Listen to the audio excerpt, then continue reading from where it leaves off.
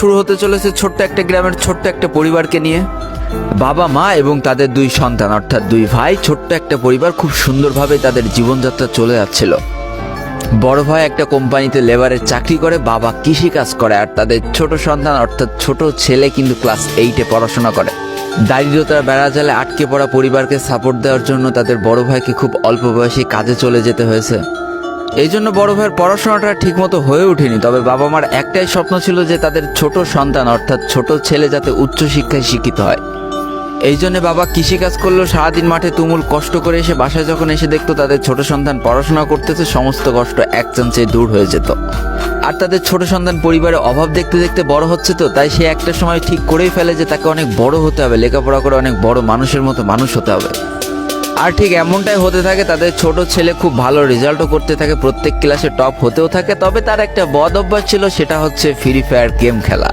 Corona চলার সময় যখন তার স্কুল বন্ধ হয়ে যায়, তখন তার বাবা এবং বড় ভাইয়ের জমানো কিছু টাকা দিয়ে তাকে একটা ফোন কিনে দেওয়া হয় অনলাইনে ক্লাস করার জন্য। তার ফোনটা ছিল 3 GB র্যামের একটা ফোন। তবে এইখান থেকেই তার ফ্রি ফায়ার গেমের সাথে পরিচয় হওয়া।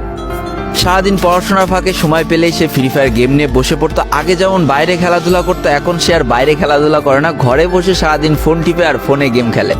এদিকে তার বাবা মা যখন ফ্রি ফায়ার গেম খেলা দেখতো তখন প্রচন্ড পরিমাণ রেগে যেত, এমনকি মারধর পর্যন্ত করতো যে তুই এই গেম খেলা বাদ দিয়ে দে। তবে তাদের ছোট ছেলে যতই বাবা মার বাধ্য সন্তান হোক না কেন, ফ্রি ফায়ার গেমটা ছাড়তে সে একেবারেই নারাজ।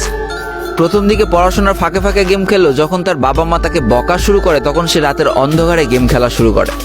তবে বন্ধুরা, বলে রাখা ভালো, সে কিন্তু তার পড়াশোনা একেবারেই ঠিক রেখেছিল, অর্থাৎ গেমের কোনো কালো ছায়া পড়াশোনার উপরে কোনোদিনই সে পড়তে দেয়নি, যার কারণে তার রেজাল্টও মোটামুটি ভালোই হতো। এতদিন পর্যন্ত পরিবারের সবকিছু ঠিকঠাকই ছিল। এবার আস্তে আস্তে পরিবারটা একটু একটু করে ভাঙতে শুরু করবে। পরিবারের সকলের সম্মতিতে পরিবারের বড় ছেলের সাথে পাশের গ্রামের একটা মেয়ের বিবাহ সম্পন্ন করা হয়। আর যেন বিবাহের কয়েক মাস যেতে না যেতে বড় ভাইয়ের পরিবর্তন লক্ষ্য করতে শুরু করা যায়। এতদিন ছোট ভাইয়ের পড়াশোনা খরচ বড় ভাই আর বাবা মিলে চালিয়ে আসলো, এখন আর বড় ভাই কিন্তু ছোট ভাইয়ের পড়াশোনা খরচ দিতে রাজি হয় না। তবে তাতেও খুব একটা ফারাক পড়ে না, কারণ তাদের বাবা এখনো শক্তভাবে তাদের পরিবারটাকে ধরে রেখেছে, অর্থাৎ বাবা কিন্তু কৃষিকাজ করে তাদের পরিবারটা খুব সুন্দরভাবে চালিয়ে নিচ্ছিল। তবে বলে রাখা ভালো, হাতের 5টা আঙুল যেমন এক হয় না, পরিবারের প্রত্যেকটা সন্তানের মন মানসিকতাও কিন্তু এক হয় না। কিছুদিন পর বড় ভাই পুরোপুরি আলাদা হয়ে যায়, তার বউকে নিয়ে নতুন করে সংসার তৈরি করে। এমনকি একটা পর্যায়ে যে বড় ভাই তার পরিবারকে অস্বীকার করে দেয়, অর্থাৎ একটা টাকা আর পরিবারে দিত না, সমস্ত টাকা সে নিজের সংসারেই খরচ করত। 4 জনের পরিবারটা ভেঙে যায় এখন 3 জনের পরিবার হয়ে গেল, বাবা মা আর তাদের ছোট সন্তান। এখন পুরো পরিবারের দায়িত্বটা বাবার উপরে পড়ায়। দিনরাত 24টা ঘন্টা হাড় ভাঙা খাটুনি করা শুরু করে দেয় তাদের বৃদ্ধ বাবা। এদিকে তাদের ছোট সন্তান সবটা কাছ থেকে দেখে অনেক কষ্ট পেত, তারপরেও তার করার কিছুই ছিল না, তাকে পড়াশোনাটা চালিয়ে যেতেই হবে, কারণ বাবা মার একমাত্র স্বপ্ন তাকে পড়াশোনা করে মানুষের মতো মানুষ হতে হবে। এদিকে বলে রাখা ভালো, পড়াশোনার পাশাপাশি কিন্তু সে ফ্রি ফায়ার গেমটা অনেক ভালো মতো খেলা শিখে গিয়েছিল। তার 3 GB র্যামের ফোন একটু ল্যাগ দিলেও মোটামুটি ভালোই খেলা যেত, স্মুথ গ্রাফিক্সে। এমনকি সে আস্তে আস্তে টুর্নামেন্ট খেলাও শুরু করে। আর এখান থেকে যে টাকায় পেত, 50 টাকা, 100 টাকা, 200 টাকা যা পেত, সেই টাকাতে তার পরীক্ষার বই খাতা কিনতো, যাতে তার বাবার একটু কম পরিশ্রম করা লাগে, কম খাটনি করা লাগে। হাই রে, পরিবারের বড় ছেলে পরিবার থেকে আলাদা হয়ে গেল, আর ছোট ছেলে চিন্তা করছে বাবার কিভাবে কষ্ট কম করা লাগবে। এরই মাঝে সে একদিন চিন্তা করে, সে তো টুর্নামেন্টে অনেক ভালো পারফরমেন্স করছে, তাহলে তার একটা ইউটিউব চ্যানেল খোলার দরকার। অন্তত টুর্নামেন্টের ম্যাচগুলো ইউটিউবে ছাড়লো, যদি কপালে ভালো কিছু লেখা থাকে। এমনই একদিন তার একটা টুর্নামেন্ট চলছিল, সে বারান্দায় বসে বসে টুর্নামেন্টটা খেলছিল, আর ঠিক সেই সময় তার বাবা হাড় ভাঙা খাটুনি করে মাঠ থেকে কেবলই বাসায় ঢুকছিল।